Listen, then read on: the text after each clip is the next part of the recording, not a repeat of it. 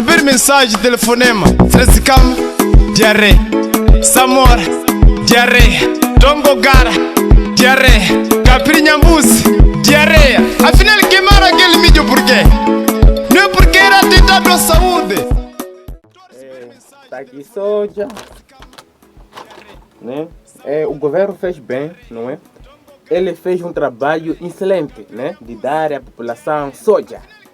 Nós estamos bem, principalmente nós pais, né? Nós pais que temos filhos. Os filhos estavam sempre a pedir dinheiro de lanche, estavam a pedir dinheiro. Mas já com soja, não é?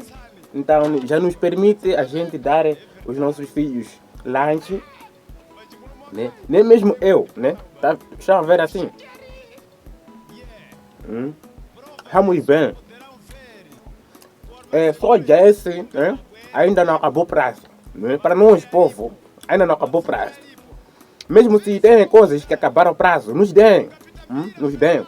Nós queremos coisas que não acabou o prazo. Por exemplo, soja não acabou o prazo.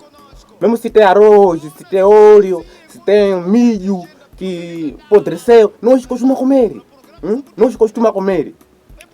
Diarreia nós costumamos fazer, né? Vômito nós costumamos fazer. Nós somos como porco.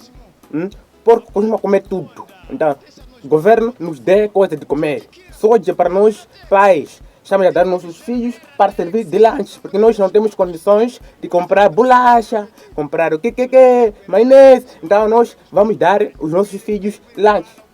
Lanche. Só nos dê para dar lanche às nossas crianças. Isso é muito bom. Até ouvir pessoas tirar a música, falar de soja, tá fazendo diarreia. Nós como população, nós estamos a fazer diarreia. Né? Só que pessoas estão contra o governo. Nós estamos a favor do governo porque o governo nos dá comida que está fora do prazo. E nós comemos. Estamos felizes. Estamos felizes e nos dê sempre coisas que acabaram o prazo. Nós costumamos comer. Só que nós costumamos prevenir, né? Às vezes sentimos vergonha de ir no lixo, mas às vezes